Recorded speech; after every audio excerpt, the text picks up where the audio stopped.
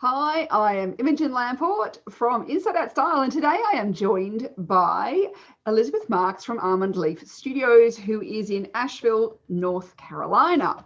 And I've asked Elizabeth to come and chat to me today about what to wear in family photos, because I know this is the time of year often where people are getting some family photos made up for Christmas cards, or just because it's that kind of time of year, I think, where it's like, let's celebrate the end of the year and get some family photos. And of course, I was asked by one of you lovely people about what to wear in these family photos, because, you don't want to look like a higgledy-piggledy mishmash, do you, Elizabeth? No, nobody wants that. So what are some of the tips? And I've kind of, thought about some things, because there used to be a real trend where everybody had to go and buy a white shirt and a pair of blue jeans, and they all wore exactly the same thing. And that was very much a kind of trend for a while in these sort of family photos. Is that still around, or is that gone? Okay, I think when I see that, I'm like, oh, hello, 1990s. I do think that is gone. I do think that neutrals are always good. There's a reason that it became a trend. And I think part of that reason is because people saw, oh, well, jeans are always timeless. Like jeans have stood the test of time. And white, like neutrals stand the test of time. Yeah. Like you can't really, like, you're not going to look at that and think they probably thought, well, you're not going to say, oh, 1990s. But the reality is that now it is dated. And there is something to be said about that too. I think we can get into a little bit more of how things and those trends evolve in time in specific regards to photographs. But what I'm really curious about is you kind of have to make an intentional choice, because it's okay to lean into that trend as long as your end purpose with that photo session is not going to be something that you want to be timeless.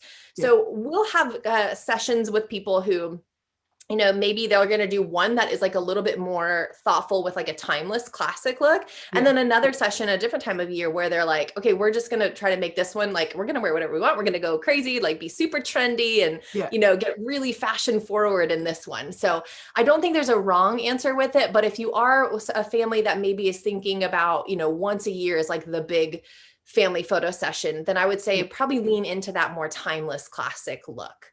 Yeah. So this is where I think, jeans can be something that it also too all ages can wear. And I think that's part of the reason for that. But one of the issues with white, I find taking photos is that it can bleach out and you lose any sort of contouring and detail. And it's a bit of a tricky color to photograph, isn't it? It is. Yeah. I always tell, here's where the starting point for me with my clients. I typically tell them, I want you to start with neutrals, like flattering tones, neutrals. You can lean into, maybe you want to lean into grays, or maybe you want to lean into more warm colors, or maybe you want a mix of something, but you want to think about the way that it's going to coordinate. So when I need to give somebody like a really tangible example, I'll kind of say, okay, maybe one of your kids is wearing like gray pants, and then maybe you're wearing like a gray scarf or a gray necklace, or so you're kind of coordinating those colors all throughout. And you want to stay away from like really crazy bold patterns or print, because you don't want those to overpower you in the photograph. For photos specifically, it's one thing to like wear that out on a night out or like a family event or gathering, like that's a very different setting. But when you're talking about photographs, what you really want is for your face, like the face of each individual, to shine through. You want to really capture that personality. And so you want clothing that's going to support that and not distract from that. And so I think that's where sticking to neutrals and staying away from like big, bold, crazy prints and colors can be really, really helpful, because it allows you to really look at the photograph and your eye is drawn. You think about, this is what, when we're thinking about a photograph, you can think about this when you're kind of imagining what wardrobe you want to design for everybody and how it's going to flow together. You can imagine in one frame, in one square, how are all these different colors and tones and textures going to work together? When I see, you can even lay them all out on a bed. I tell people this a lot, like lay them all out together. Where does your eye go first? Is there one color that's like really jumping out at you and you're like, ooh, that's kind of off? Or maybe there's like a texture, a pattern, they're like, yeah, that one might be a little bit too much.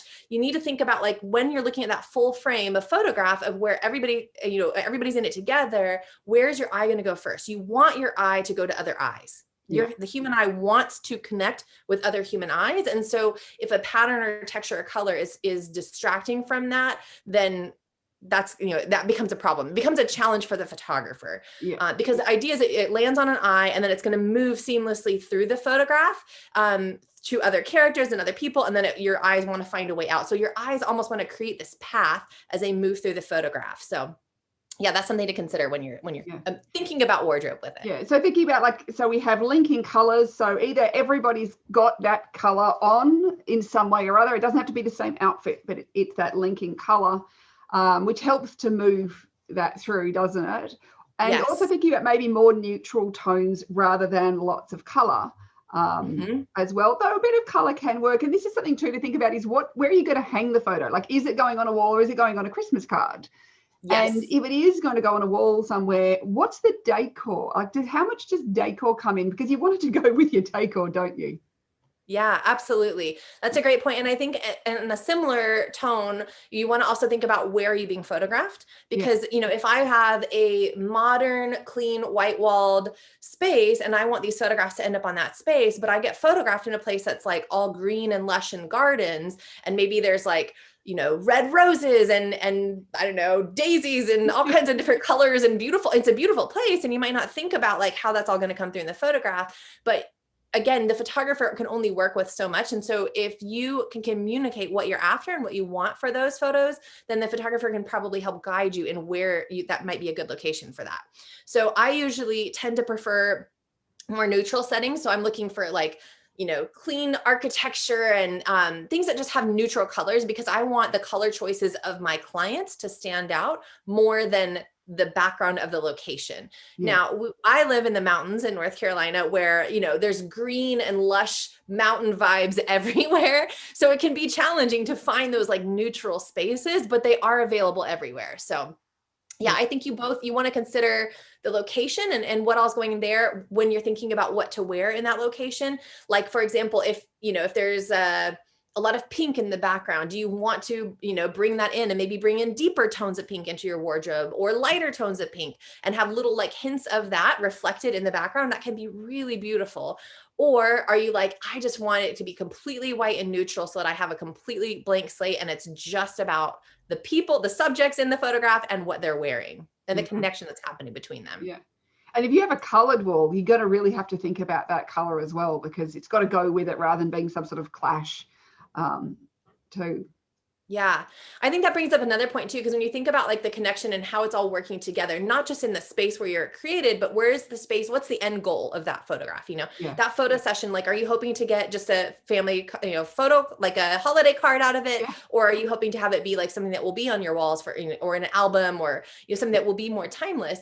Because if you are going for, family session for holidays, it might make sense to wear some reds and some greens and, to be okay and just like lean into that. And whereas if it's something that you want to be more neutral, that's something else to consider too. Yeah. And when I think about all of that, I also think about the reality of the connection that can happen between the individuals that will be involved. So let's say you're a family that of 6 people. There's 6 people total in your family. So you, your partner, and then, let's say you have 4 kids. Or maybe there's, grandparents or whoever you want involved in it. So there's 6 people in this image, in this session. So you want to think about like, not only how does it all flow together, but when I get photographed with each one of those individuals separately, will that look okay? And so an easy way to do that is to take that wardrobe, lay it all out in, one space, kind of design it how you see it. Does it work? Does it make sense? Does it flow? Does it vibe? And then go, okay, now what if I put this one next to this? Does that work? Okay, yes. What if this one's next to this? Yes. Okay, good. They don't all have to connect and go together, but if you want if photos of those 2 humans together are important to you, then you want to make sure that they're going to work together, because the last thing you want is to have this beautiful photograph where maybe, like 2 kids are like giggling together and like being super adorable, but then you're like, oh, those 2 wardrobes are clashing. And so you just kind of don't love the photograph because of that. Or you have to turn it into black and white when you didn't imagine it to be black and white, just because the 2 shades are not clicking well together or something. Yeah. So all the garments have to work together in some way or other. And this can be a little bit tricky if some of the family have warm kind of tones and some of us have cool tones. And then it's like, well, how do we, and one of the things I always look for when I'm looking for something like that is going, well, what are the universal colors? Like, so there might be something like a teal, which goes across that everybody can wear a bit of teal or something. And maybe you have, something more neutral and that sort of thing, to go, if I want to tie it together with a color, it's what something can all wear without looking terrible. Absolutely. Yeah. Yeah. And then there's things also like not wearing the latest fashion, because especially when you're thinking about that timelessness, that it's very easy to go, I want to wear my favorite thing that's right now. Yeah. And, then, I mean, how long do people tend to keep these photos on their walls for? Yeah, that's a good question. I think it's really up to everybody. It's an individual preference.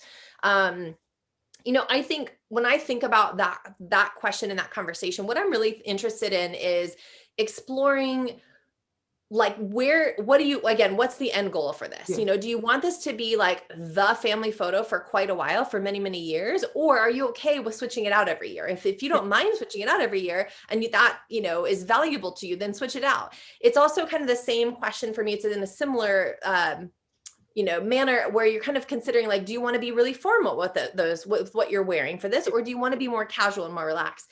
And I think it's, again, a personal preference, but what I really am interested in is my couples feeling comfortable. Because if you're wearing something very formal and you're not a formal person, you're going to feel awkward, and our bodies, like, they hold that tension. Even when you think you're like, I feel like I'm doing okay. Like, your bodies hold this tension and the stress, and maybe your shoulders are raised, or maybe your smile's not quite yourself, or or maybe you're doing the triple chin thing.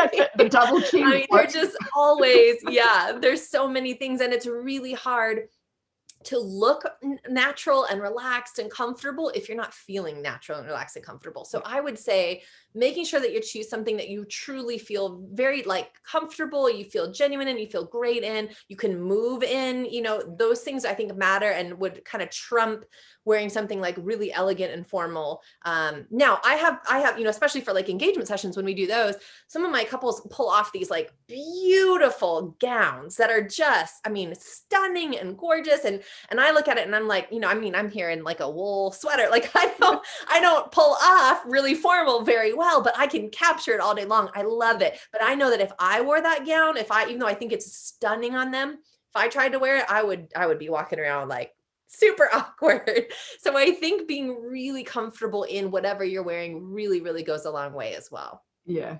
And I think too, it's important to remember that you it's not just from the front, because maybe you might be turned slightly, like when you're getting all the people together, there might be angles and stuff. And so it needs to work from different angles. And this is where I think doing things like, trying on the outfits, making sure, take some photos, like get everybody to take some photos of it before you get there, just with your camera phone, but to go, am I happy with this from the front as well as from the side? It's unlikely they're going to see you from the back, but who knows? You might do something funny. Yeah. You might have a back photo. Because you also want the photographer to be comfortable. If you want to get the best work out of somebody that you're hiring, as a creative person that you're hiring, you want them to be 100% comfortable. Creativity blossoms and flourishes when there's space, when there's those like in between breaths and those moments of like, oh, creative inspiration just hit me, like, let's do it. But if they're feeling confined and constrained because you put these constraints on them of, well, I don't want this person photographed with this person, and I only like this outfit from this angle, or could you make sure that I don't do this, or please only photograph like this side of me. Like, we all have those little things, like, I know that when I'm photographed, I do this a lot, And so I love when a photographer will call me out and will say like, hey, don't forget, chin out. And so I love when I'm reminded of that, but I also don't go into a session saying like, okay, don't let me be photographed like that. Don't let me photograph. You have to be able to trust that person, and being comfortable choosing a wardrobe that you feel comfortable in will allow that person to feel that comfort level and to feel that trust. And the reality is, if you get photographed in a way that you really hate, you can either delete or hide that image, or trust that they might do that too, because everybody has difficult angles. It's a really fascinating study to take a human face and to photograph it. If I'm just like super straight like this, and I were to take my face and I were to clone one half to the other side, we all have more flattering and less flattering angles. Every human face has a more masculine angle, like a harder line, and a more feminine angle that's a little bit like softer of a line. And so for men and for women, you're going to photograph that differently. You lean into the masculine to accentuate the feminine when it comes to females, and then vice versa for men. And so even thinking about that with wardrobe and styling and making sure that you feel good about that from every angle and which way you're positioned, all of that I think will really make a big deal as well with the end product that you'll receive. Yeah. Because I think that's the thing is like, if you're not happy in your outfit, like if you're not feeling good, you're going, I feel fat if I'm, like, it's like, well, find something else. Because I think this is where you want to feel good in that outfit. It's not like I have to stand up and suck my guts in. Right. Yeah. And if necessary, you want to be able to move. Like I go, if you're feeling like, get all the shapewear, put it underneath. I mean, like all those Hollywood stars you're seeing, they're wearing at least one set of shapewear under all those dresses, often two. Oh, yeah. Shapewear. So don't be afraid of a bit of shapewear. No, yeah. Shapewear is golden. So, I mean, that's always something to remember. I think you want to go, I want to feel like I'm happy to look at that photo. And it could be for years to come. Yeah. I would take that a step further too and say, I know we're talking more about wardrobe, but I also encourage my clients to get professional makeup done if they're not feeling comfortable. And a really amazing makeup artist would also ask, like, what are you wearing? Like, how can we coordinate and complement what you're wearing with how you're doing your makeup that day as well? So yeah, I think it's that same lesson that kind of runs through everything, where you want to just be comfortable, because comfortable is going to help you look comfortable and love the images, because you're going to feel like you. Yeah. I like get your hair done too. If you're not the best at doing your hair, like that's often one of those things. It's like, if you need some help with these things, and even if you're going to do your own, it can be worthwhile, trying stuff out and taking some photos and going, am I happy with it? Because one of the things with makeup with photos is you tend to need to put a bit more on than you do in real life, because colors, you just don't see it in the same way. And this is where, photographers, and there's a difference too with studio lighting versus outdoors, isn't there, as well, as far as makeup and things go?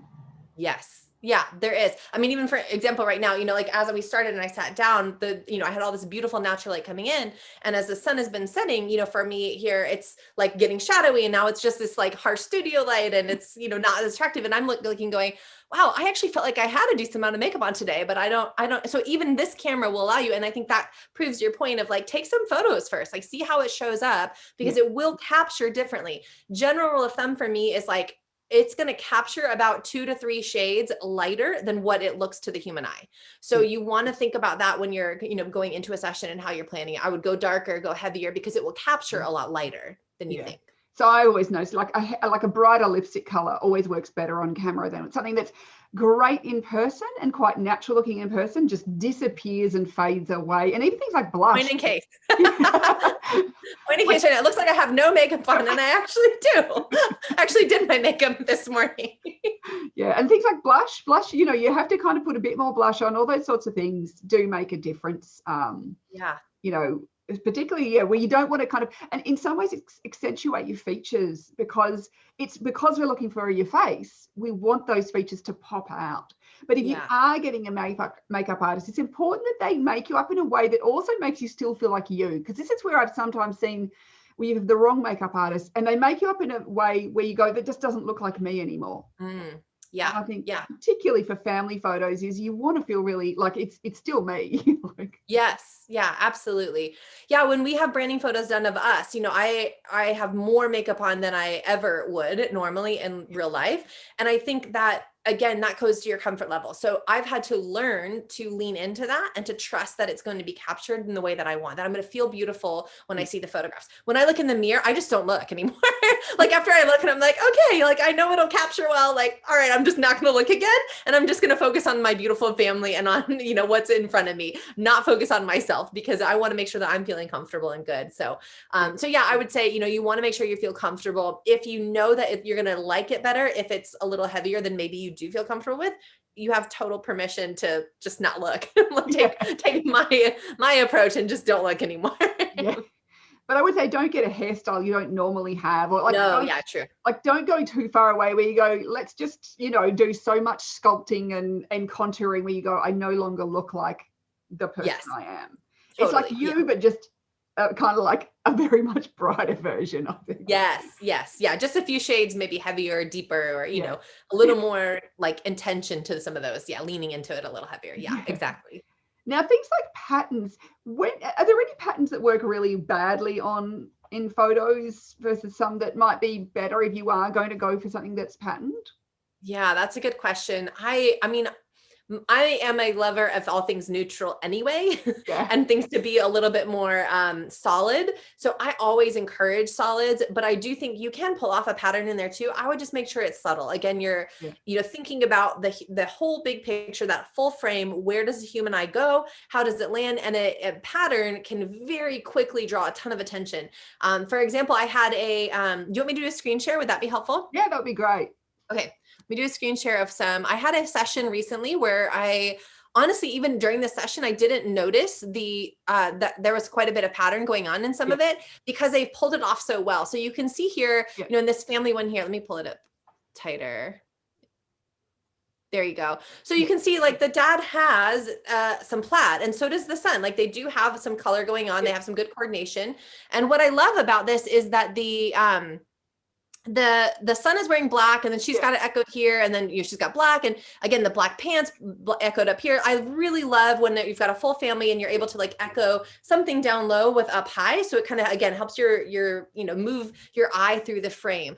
So you've got these things happening through here, but what the challenge was for me with this session, because you've got the colors and colors, so they did almost exactly the same and they just kind of mimicked it. It actually would have been better for me if they had done like something off, like a little different. So maybe this was a shade lighter, a shade darker, or maybe he's wearing gray to kind of mimic this gray down here instead of like black and black and black and black. So the challenge became when we were photographing all four of them, they had to sit in this way. Like they had to be positioned this way, because if she was with this son, then it was just black and black right next to each other. And then if he was with him, weighed it down, that kind of.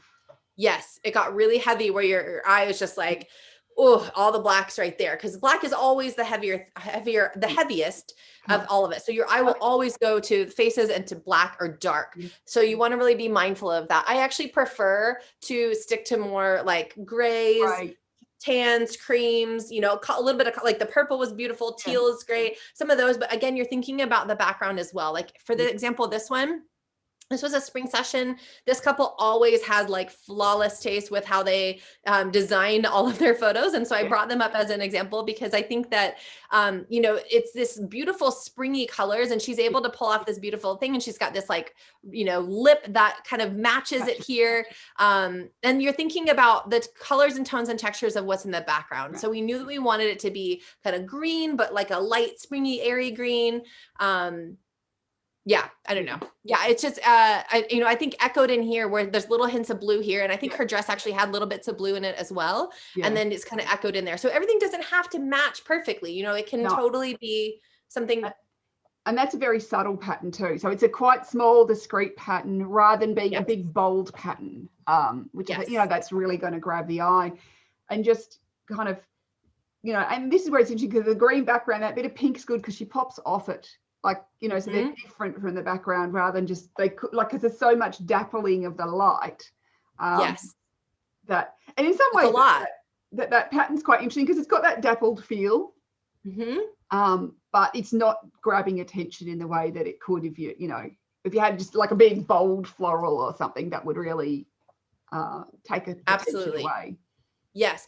And for the same thing, like I've seen, you can pull off like a bold red color. I've seen people do that beautifully in a photograph, but you need to know that like whatever that red is, that's where your eye is going. Your eye is going straight to that thing. So if you're wearing like a red dress and everybody else is wearing something else that's like supplemental to that, you will be the one that,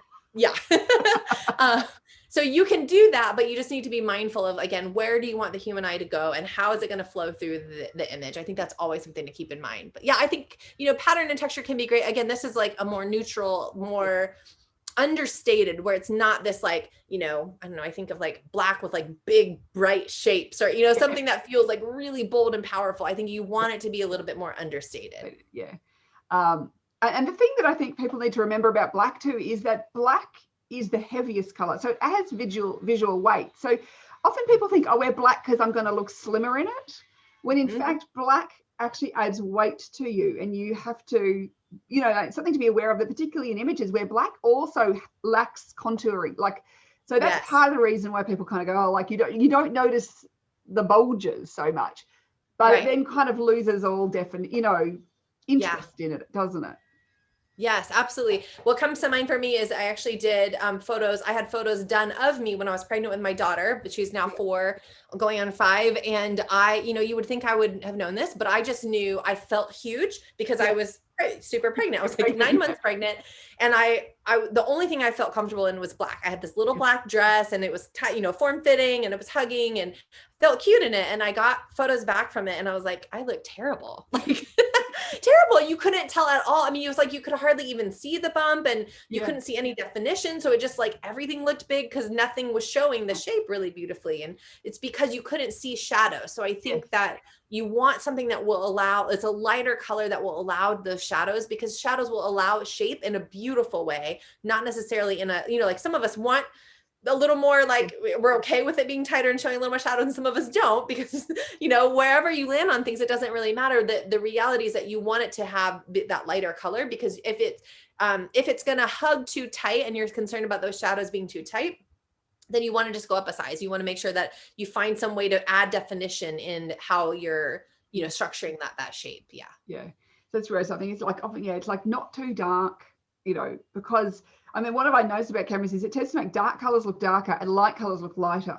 Yes. Yep. So you tend to, it tends to extreme out those things. And that's, I mean, we could get really technical on it. That's a thing that's called dynamic range. The human eye is still very different than the technology we have today. Like if you look at a sunset and you see the beautiful colors of the sunset, and maybe there's somebody that you love is standing in front of it, the human eye can expose for both.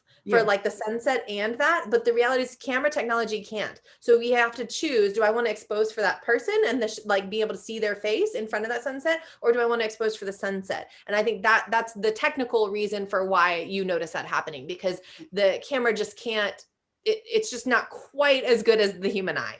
No. And that's why, how often have you taken a photo of that sunset going, oh, it's so beautiful, and you go, oh, my photo looks dull in comparison. Yeah, totally. Some things are just meant to be seen and absorbed with the human eye. So we can actually bump those things up. So it's like what I saw in person. Yes. Is there any other tips you'd say? Is there anything like weird things like better I mean, like you talked about locations with a bit less going on. I mean, one of the things I was looking at that dappled photos is because I know myself that if you have really bright, like, is there a time of day, like bright sunshine or whatever, where you can end up just all blotchy and shadowed, or the light is very harsh? Like, is there a good time of day or anything like that if you're taking photos outdoor? Yes, that is a great question. I would say defer to your photographer, because every photographer is going to shoot and handle light a little bit differently. So I would really hire somebody that you feel really confident about, you love their work, and lean into what their preference is. I think for me, even the way that I shoot and the way I see things, depending on which medium I'm using, I'm a film photographer. And so when I'm using film, I have a lot more flexibility. When I am working with people with very young children, I actually would rather have a little bit less ideal lighting in order to have a better chance of a happier child. But if I have, a family that maybe has older kids and they don't have to worry about nap times and sleep schedules, and, they're like, my kid's going to be happy no matter what, it doesn't matter. They'll listen because I can bribe them or whatever, then you have a little more flexibility to say, well, this is like the perfect hour. So let's choose like on the front end near sunrise or near sunset. But again, I think everybody handles it a little differently. For me, I tend to want a little bit more light than when I used to shoot only digitally. I would lean a little closer towards that sunset, the official sunset time, because I wanted that light to be really warm and golden. Whereas now I actually want it to be a little bit softer and a little bit brighter typically. So I will start a little bit earlier. So I would just lean into whatever that preference is of that photographer that you've chosen. And about a location, I would say one thing to keep in mind, I think a lot of times we think, oh, we're making a big investment in photos. I mean, we get our family photographed as well. When we're making those choices, sometimes it can be really overwhelming. You're like, I want it to be this big epic thing. And, for us, sometimes around here, we want to go for a hike. Maybe it's drive an hour to find the perfect mountain location, to have the perfect view. And that can be really amazing. But also if you go through all this trouble and you've got outfits coordinated and hair and makeup done, and you've got your kids there and you've got the snacks and the candy to bribe or whatever you're going to do, if you've got all this going on and you finally get there and the kids just start to melt down, then it's not really worth it. And so I think sometimes it's okay to say, you know what, it's going to be just as amazing and beautiful if I go to like a park right down the street that has a beautiful background in a setting. So you don't have to necessarily make it somewhere really epic and amazing. It can be somewhere really, really casual and still be incredibly beautiful, and maybe even allow you to focus more on the subjects, maybe allow you to focus more on those connections that are happening between the kids or between you and your kids, instead of on the focus on the scenery. Yes. And even things like old bluestone walls and stuff can be just like really nice backgrounds, like something quite simple where you will pop off it. With a bit of texture and interest, but it doesn't have to be like the most exciting thing in the world. Totally. And I think there's a beautiful fine line in there somewhere with texture, where I am obsessed with like the walls that have perfect amount of texture. But then there can also be a little bit too much where all of a sudden those lines become distracting in that image. So I would, again, just say, lean into the photographer's preference, find somewhere that you feel, maybe you can suggest like, hey, I was thinking about this location or this location or this one. Do you have any preference? And just kind of let them know what the vibe is, or send them, some Pinterest pictures of like, I love this family session of, I found here. Do you have, something like this in mind, a location like this that would work? So, yeah. Well, I suppose even if you're looking for a photographer's kind of portfolio where you can go, I like that location, like let's go there. Totally. Yeah. That's probably Can we go do that one? Yes, absolutely. Yes. Well, thank you so much. Is there anything else you can think of? But like that, any last tips? I know I'm trying to think if there's any. I'm trying to think about like my kids' shoes, or like if there's any like major things. I think the biggest thing is to, make a choice and to feel it's okay to, let me say this. So I also love when my clients, and maybe this, I can't speak for every photographer. I love when my clients invite me into that part of the story. When they say, hey, this is the wardrobe that I've got laid out, and maybe they lay it out on their bed and they send me a photo, of it. They'll text me a picture. And I can say, does this work? Or I'm between these two outfits for my son, or, ask me a specific question. I'm more than happy to speak into that, because I can see it from how it's going to be captured instead of just how it's going to feel and how it's on, because we know that you're probably not professional at doing this, whereas we see it all the time. And so we can kind of tell you like how it's going to look on camera. So I would say check in with your photographer, see if that's something they're open to. If they are, then by all means, like utilize that and enjoy that, because it can be a really amazing thing to kind of have a foresight of how it will be photographed. And then the other thing is just, again, when it comes to you being your family and how you want to be captured and to show up, I don't think there's a wrong answer. I think it's really a, what do you want? Like, do you guys want to be, rough and tumble in the woods and in jeans, or do you want to do this more elegant thing where maybe you're being photographed in front of some really elegant, timeless architecture, and you do kind of dress it up a little bit more? And I don't think there's a wrong answer. I think it's just, what's your preference, and how do you think that your kids are going to show up in that moment? Do you think your kids are going to be for it if you have them dress up more, or do you think they're going to enjoy the experience, which means better photos if they feel more casual? So there's no wrong answer, but I think any of those are great. Getting the happy kids, like, rather than the crying kids goes a long ways. Happy kids goes a long way, especially for great photos. Yes. And you'll like those photos much more than the one where they're screaming their head off and then the lights going and like. Yes, because you want it to be a fun experience too. Like you want them to not dread it every year. You want it to make it fun and enjoyable for them too. So yeah. That is fantastic. Well, thanks so much for your time today, Elizabeth. Yeah, of course, remember, you can find Elizabeth at Almond Leaf Studios. And, I hope you've found, these tips useful for the next time you're taking some family photos or just photos. Because I think, all these things that even if you're just taking any old photo, there are many tips here you can think about, for whatever photos you're in. Awesome. Thanks for having me.